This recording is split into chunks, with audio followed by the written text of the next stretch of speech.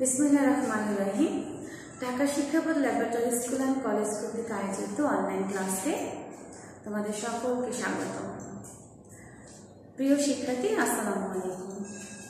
কেমন আছো তোমরা? সবাই ভালো আছো? তোমাদের এই ষষ্ঠ শ্রেণী বিষয় ইসলাম ও নৈতিক শিক্ষার ক্লাসে আজকে আমি আছি তোমাদের সঙ্গে জোবাইদা আক্তার। আজকে নতুন বছর 2021 সালে, এটা তোমাদের সাথে আমার প্রথম ক্লাস, তাই না? তোমরা পঞ্চম শ্রেণী থেকে আবার ষষ্ঠ শ্রেণীতে উঠে গেছো এবং তোমরা নতুন বই হাতে পেয়েছো। তাই সবাই নতুন বই হাতে পেয়ে খুব খুশি, অবশ্যই খুশি। নতুন বই আসলে একটা পড়ার আনন্দই আলাদা, দেখারও একটা সৌন্দর্যই অন্যরকম, তাই না? চকচক করে সব বইগুলো, কোনো দাগ নেই। তো আসো, আমরা যেহেতু আজকে একদম প্রথম ক্লাস শুরু করতে যাচ্ছি, একদম শুরু থেকে আমরা জানি তোমরা আমাদের সাথে এই প্রতিষ্ঠানে তোমরা গত অনেক বছর ধরেই আছো, তাহলে আমাদের কিছু নিয়ম আছে যেটা আমরা কোনো বই শুরু করার আগে পাঠ্যপুস্তক পরিচিতি সম্পর্কে আমাদের কিন্তু প্রশ্ন পরীক্ষায় আসে। এখন এটা আমি মনে করি এটা খুব ভালো একটা পদক্ষেপ আমাদের, যে আমি যে বইটি পড়ছি সেই বইটি কে লিখেছেন, সম্পাদনা করেছেন কে, বইটি কোথা থেকে প্রকাশিত হয়েছে, এই যে সম্পর্কগুলো জানা আমাদের অবশ্যই জরুরি, তাই না? তো আসো, আমি এখান থেকে যে আমি আজকে তোমরা যেহেতু একটু বড়, তাহলে তোমাদের কিন্তু আমি প্রশ্নগুলো অবশ্যই আমরা লিখে দেই না, আমরা বলে দিই। তোমরা জানো, তোমাদের ধারণাও আছে যে আমাদের প্রশ্নগুলো কেমন করে আসে। বইটির নাম আছে, বইটি রচনাকারী কারা, বইটি সম্পাদনা করেছেন কারা, বইটি কোন প্রতিষ্ঠান থেকে প্রকাশিত হয়েছে। এবার আসো, বইটির মুদ্রণ আছে এখানে, বইটির ডিজাইন করেছেন কে, এবং আমাদের এই পাশে দেখো জাতীয় শিক্ষাক্রম পাঠ্যপুস্তক বোর্ডের চেয়ারম্যানের নাম কি, সেটাও কিন্তু তোমাদেরকে জানতে হবে। মোট কথা হলো, এই বইটি পড়ার আগে তোমাদের যেটা করণীয় হলো সেটা হলো, এই যে বইয়ের কভার যে পেজটা আছে সেখানে যে নাম, রচনাকারী, সম্পাদনা, এই পেজগুলো তোমাদের ভালো করে কি করতে হবে, মুখস্থ করতে হবে। তার সঙ্গে তোমরা একটু বইয়ের পেছনের দিকে একটু চলে যাও, এখানে দেখো একটি সুন্দর কোরআনের বাণী দেওয়া আছে, সেটা হলো কি, অশান্তি যুদ্ধ হতেও গুরুতর। মানে বিশৃঙ্খলা সৃষ্টি করা, মানে কথা অশান্তি তৈরি করা, সেটা একটা যুদ্ধের চেয়েও বেশি খারাপ একটা কাজ। তুমি এক জায়গায় ফিতনা, আমরা বলি ফিতনা ফাসাদ করা, মানে বিশৃঙ্খলাকেই বলা হয় ফিতনা ফাসাদ। সেটা কিন্তু আমার তোমার কথা না, এটা কার কথা? মহান আল্লাহ তাআলার কথা। সুন্দর একটা দেখো কোরআনের বাণী এখানে দেওয়া আছে যে অশান্তি যুদ্ধ হতেও গুরুতর। অশান্তি সৃষ্টি করা, বিশৃঙ্খলা সৃষ্টি করা, এটাও তোমরা একটু সুন্দর করে পড়বে। আসো, আমরা এবার চলে আসি আমাদের প্রথম অধ্যায়।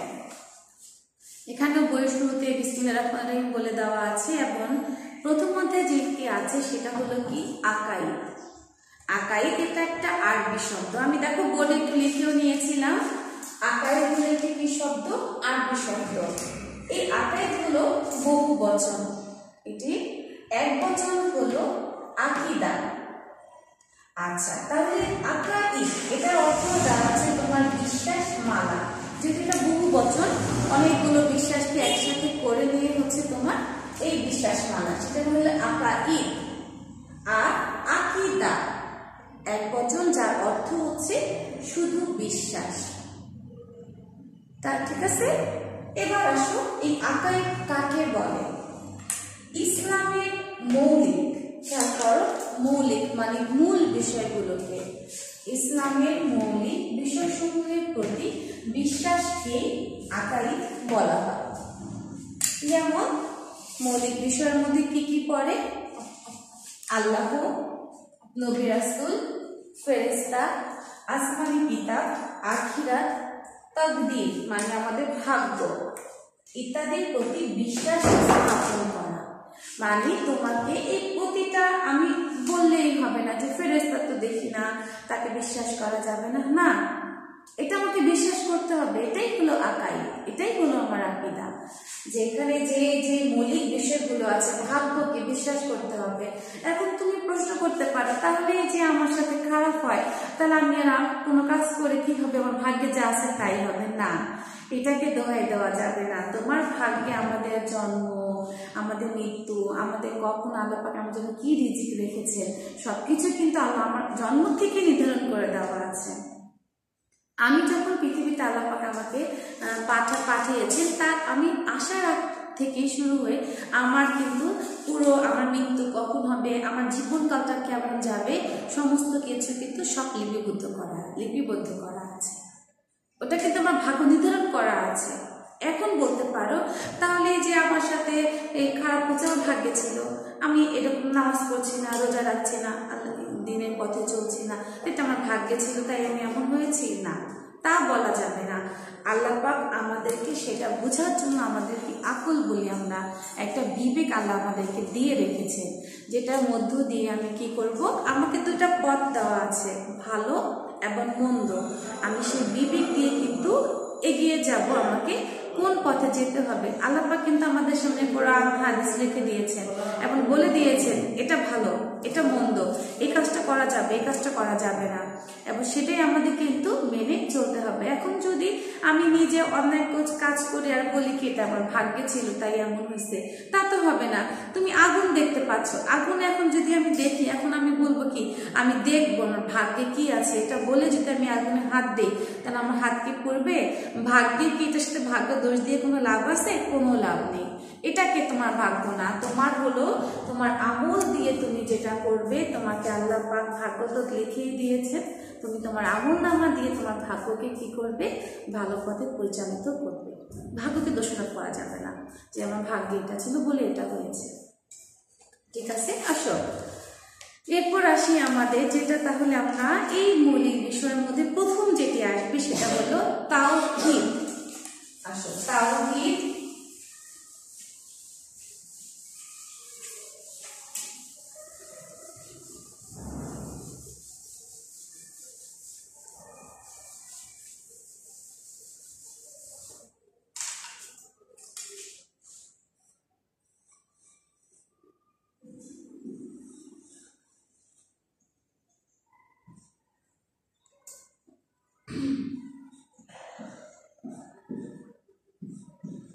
তাওহীদ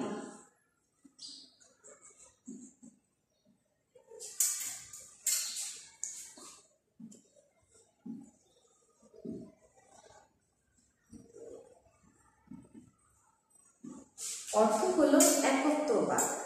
এটা দেখো, এটা একটি আরবি শব্দ এবং বাংলা ভাষায় তাকে বলা হচ্ছে কি একত্ববাদ। এবার আসো, কাকে বলে? আল্লাহ তাআলা এক ও অদ্বিতীয়, মানে দ্বিতীয় কোনো সত্তা বা খোদা আমরা কি করি না, বিশ্বাস করি, এটা আমাদের নেই। আমাদের এক আল্লাহকেই বিশ্বাস করতে হবে, এটাই হলো আমাদের তাওহীদ। তো আল্লাহ তাআলাকে এক অদ্বিতীয় সত্তা হিসাবে বিশ্বাস করাকে তাওহীদ বা একত্ববাদ বলা হয়। আল্লাহ তাআলা একমাত্র সৃষ্টিকর্তা, পালনকর্তা, রিজিকদাতা। তিনি ব্যতীত ইবাদতের যোগ্য আর কেউই নেই। তিনি হলেন একমাত্র ইলাহ। আর ইলাহ মানে আমরা কি জানি জানো? সেটা অর্থ কি? মাবুদ। মাবুদ খোদা, আমাদের রক্ষাকর্তা, আমাদের সৃষ্টিকর্তা, আমাদের পালনকর্তা, আমাদের রিজিকদাতা। তাহলে দেখো, এরপর আমরা চলে আসি আল্লাহ তাআলার পরিচয়। তাওহীদের ধারণাটা আমরা পেলাম, এবার আল্লাহ তাআলার পরিচয়টা একটু জানি। আল্লাহ তাআলা এক অদ্বিতীয়, তিনি সত্তাগতভাবে যেমনি একক তেমনি গুণাবলিত তুলনাহীন। সত্তা মানে হলো কি? অস্তিত্ব। আল্লাহ পাককে কি আমরা দেখতে পাই? পাই না, দেখা যায় না। তাহলে আমরা কি করব? যদি দেখো, আমরা আমাদের চারপাশ দিয়ে তাকিয়ে যদি দেখি, এবং আকাশ, তোমার গাছপালা, এবং তুমি সূর্যের দিকে তাকিয়ে দেখো না, কখনো কি এমন হয়েছে যে আজকে সূর্য তোমার উদয় হয়নি? হয়েছে কখনো? বা আজকে সূর্য অস্তই যাচ্ছে না? হয়নি কখনো। কারণ আল্লাহ পাক এই একজন সৃষ্টিকর্তা আছে বলেন কিন্তু সবকিছু সুন্দরভাবে সঠিকভাবে পরিচালিত হচ্ছে। সৃষ্টিকর্তা না থাকলে তো এটা কখনোই হতো না। তারপরে যে আমরা বলি একত্ববাদকে আমরা কেন বিশ্বাস করবো না? যদি দুজন খোদা থাকতো তাহলে কি হতো? একজন বলতো যে আকাশের রং নীল কেন? আকাশ নীল আমার ভালো লাগে না, সে বলতো কি আকাশের রং হবে লাল। দ্বন্দ্ব কি হতো, একদিন দেখতাম আমরা আকাশের রং নীল, একদিন দেখতাম আকাশের রং লাল। আবার হতো গাছপালা সবুজ, না সবুজ না, গাছপালাকে আমরা হলুদ বানিয়ে ফেলবো। এক কথা বলতো না সবুজ রাখা যাবে না, হলুদ রাখবো। তাহলে কি হতো, এই যে ছোট ছোট বিষয়, আজকে সূর্য উঠলো না, আজকে সূর্য উদয় হবে না, আজকে সূর্য বন্ধ থাকবে, সূর্যের কাজ আজকে স্টপ, এই যে দেখা গেল, তাহলে কি হলো, এই যে দ্বন্দ্ব দেখা গেল, এই যে আমাদের পুরো পৃথিবীটা এত সুন্দরভাবে পরিচালিত হচ্ছে সেটা হতো না। তার মানে এক সৃষ্টিকর্তা আছে বলেই কিন্তু সবকিছু সুন্দরভাবে পরিচালিত হচ্ছে। এবং আমরা যে বলবো যে না সৃষ্টিকর্তা নেই, কিছু তো বলার কোনো উপায় নেই। আমরা কোত্থেকে আসছি, কিভাবে, আমাদের নিশ্চয়ই একজন সৃষ্টি করেছেন। আকাশ, আমাদের চারপাশগুলোকে একটু যদি তাকিয়ে দেখি, এই যে দেখো আমাদের হাত পা সবকিছু কাজ করে যাচ্ছে। আমি যখন মারা যাবো শুধু কিন্তু আমার কি হয়, নিঃশ্বাসটা বন্ধ হয়ে যায়। এবং এই নিঃশ্বাসটা বন্ধ হওয়ার সঙ্গে সঙ্গে কি হয়, পুরো শরীরের অঙ্গ প্রত্যঙ্গগুলো অকেজ হয়ে যায়। তাহলে এই যে সৃষ্টিকর্তা আছে, তো আছে বলে তো আমরা সৃষ্টি হয়েছি, তার মধ্যে আমরা সৃষ্টি হতাম না। তাকে সৃষ্টিকর্তাকে অস্বীকার করার কোনো সুযোগ আমাদের হাতে নেই। তারপর আসো, তিনি কারোর সন্তান নয়, তার সমকক্ষ কেউ নেই, আবার কেউ তার সন্তানও নয়। গুণাবলীর দিক থেকে মহান আল্লাহ অদ্বিতীয়, তিনি সকল গুণের আধার। এই তো এখানে দেখো সুন্দর করে মহান আল্লাহকে কতগুলো গুণাবলী নাম দেওয়া আছে, সৃষ্টিকর্তা, পালনকর্তা, রক্ষাকর্তা, পুরস্কারদাতা, শাস্তিদাতা ইত্যাদি। তারপরে যে তাওহীদের তাৎপর্য, কেন আমরা কেউ তাৎপর্য মানে তাওহীদকে বিশ্বাস করব না। আমরা দেখা গেছে যে আমাদের চারপাশে নানা রকম জিনিস দেখতে পাই, এই সব কিছুর মধ্যে কি মহান আল্লাহ পাকের সৃষ্টি জগতের অন্তর্গত। এগুলো সৃষ্টিকর্তা ছাড়া নিজ থেকে কখনোই সৃষ্টি হয়নি, এগুলো একটু সৃষ্টিকর্তা রয়েছে, তাই না? তিনি হলেন কে, মহান আল্লাহ তাআলা। এবং এই মহান আল্লাহ তাআলা সবকিছু সৃষ্টি করেছেন কেন, মানুষের কল্যাণের জন্য। মানুষ জ্ঞান বুদ্ধি প্রয়োগ করে এগুলো থেকে উপকার লাভ করবে। সুতরাং মানুষের উচিত তার স্রষ্টার প্রতি কৃতজ্ঞতা প্রকাশ করা, আল্লাহ তাআলার আনুগত্য এবং তার ইবাদত করা। তার ইবাদত অন্য কাউকে শরীক করা যাবে না। মহান আল্লাহ তাআলা তাওহীদ বা একত্ববাদের প্রতি অনুগত হলে মানুষ দুনিয়া ও আখিরাতের জীবনে কল্যাণ ও সফলতা লাভ করতে পারবে। তারপর দেখো কি আছে, তাওহীদের বিশ্বাসের গুরুত্ব। তাওহীদ বা আল্লাহ তাআলার একত্ববাদে বিশ্বাস আকাইদের সবচেয়ে গুরুত্বপূর্ণ বিষয়। যদি আমরা বলি আকাইদের সবচেয়ে গুরুত্বপূর্ণ বিষয় কোনটি, সেটা হলো প্রথমেই যেটি আসবে সেটা হলো তাওহীদ, মানে আল্লাহর একত্ববাদকে বিশ্বাস করা। আর এটা যদি কেউ না করে তাহলে কেউ মুমিন বা মুসলিম হতে পারে না। সকল নবী রাসূলগণ প্রথমেই যে দাওয়াতটা দিয়েছেন সেটি হলো এই তাওহীদের। তাই তাওহীদের বিশ্বাস মানুষকে দুনিয়াতেও কল্যাণ দান করবে এবং সে আখিরাতেও কি করবে, জান্নাত লাভ করবে। তাওহীদের বিশ্বাসের একটা উদাহরণ তোমরা দেই, তোমাদের সবাই হযরত ইব্রাহিম আলাইহিস সালামের নাম শুনেছ, তাই না? উনি কি একজন নবীও ছিলেন এবং একজন রাসূলও ছিলেন। নবী রাসূল কাকে বলে তোমরা তো জানো, যাদের উপর আসমানি কিতাব নাজিল হয়েছে তাদেরকে বলা হয় রাসূল, আর যাদের উপর আসমানি কিতাব নাজিল হয়নি তারা হলেন নবী। একজন রাসূল যিনি হন তিনি নবীও হন এবং রাসূলও হন। তো হযরত ইব্রাহিম আলাইহিস সালাম কিন্তু একটি পুরোহিত পরিবারে জন্মগ্রহণ করেছেন এবং তার বাবা ছিলেন একজন মন্দিরের পুরোহিত। তো দেখা যেত কি, তো তিনি তো এখন তার সামনে উনি পরিবারে জন্মগ্রহণ করেছেন, তাকে তো ভাবেই চলতে হতো। তো তাকে যখন বলা হতো এই যে নমরুদকে উপাসনা করো, আমাদের খাবার দাবার সবকিছু দিচ্ছে, তো তখন তিনি একাই ভাবলেন একজন মানুষ একটা মানুষকে কেমন সৃষ্টি করতো, এটা তো হতে পারে না। তখন তিনি ভাবলেন কি সূর্য হতে পারে সৃষ্টিকর্তা। তো সূর্যকে তিনি ভাবলেন হ্যাঁ এটা অনেক বড়, আমাদের আলো দেয়, এটাই সৃষ্টিকর্তা। কিন্তু দিন শেষে দেখা গেল সূর্য অস্ত হয়ে গেল। তার মানে কি তোমার হচ্ছে যে সৃষ্টিকর্তা তিনি তো চিরদিন থাকতে পারছেন না, উনি কি হচ্ছেন একটা সময় উনি চলে যাচ্ছেন, হতে পারে না, তো ওনাকে তো সর্বত্র বিরাজমান। তেমনি চন্দ্র দেখা গেল রাতে, দিন তাকে খুঁজে পাওয়া যায় না। তো এইসব দেখে উনি ভাবলেন না এরা কখনোই কেউ সৃষ্টিকর্তা হতে পারে না, কারণ যিনি সৃষ্টিকর্তা হবে তিনি কখনোই অদৃশ্য হয়ে যাবেন না। এবং এগুলো যেগুলো ধ্বংসশীল সেগুলো সৃষ্টিকর্তা না। তো এসব উপাসনা করা উনি ঠিক নয়, তাই তিনি স্রষ্টা সম্পর্কে চিন্তা করতে লাগলেন এবং তিনি প্রথমেই কি ভাবলেন যে না এগুলো যেহেতু একা একা অদৃশ্য হয়ে যাচ্ছে তার মানে এগুলো স্রষ্টা বা ইলাহ নয়, তাহলে এগুলো কি কোনোটাই স্থায়ীও কিন্তু নয়। তো এই যে অতঃপর অতঃপর তিনি চিন্তা করলেন যে ঠিক আছে, তাহলে আমাকে কি করতে হবে, এমন একজনকে আমাকে বিশ্বাস করতে হবে যিনি এগুলো সবকিছুকে কি করছেন, নিয়ন্ত্রণ করছেন এবং সৃষ্টি করেছেন, সেই অদৃশ্য সত্তা। এবং অতঃপর তিনি সেই অদৃশ্য সত্তার প্রতি ঈমান আনলেন ও তাওহীদে বিশ্বাস স্থাপন করলেন। এভাবেই বিশ্বজগতের নানা সৃষ্টির প্রতি লক্ষ্য করে ইব্রাহিম আলাইহিস সালাম মহান আল্লাহর একত্ববাদের সাক্ষ্য প্রমাণ করলেন। অতএব আমরা তাহলে আজকে কি বলছিলাম, তাওহীদ অর্থ একত্ববাদ, আল্লাহ তাআলা তার সত্তা গুণাবলীতে এক ও অদ্বিতীয়। আমরা তাওহীদে বিশ্বাস করব এবং সেই অনুযায়ী আমল করব, আল্লাহ তাআলার সাথে কোনো কিছু শরীক করব না। আমি কয়েকটা প্রশ্ন ছোটখাটো একটু শর্ট করে বলে দিচ্ছি, তোমাদের এখানে আসতে পারে আকাইদ কাকে বলে, তাওহীদ কাকে বলে, তাওহীদের গুরুত্বটা কি, এবং তোমাদের হলো তাওহীদের বিশ্বাসটা কেন প্রয়োজন, তাওহীদের তাৎপর্যটা কি, এবং তাওহীদ সম্পর্কে একটি উদাহরণ তোমরা দিতে পারবে।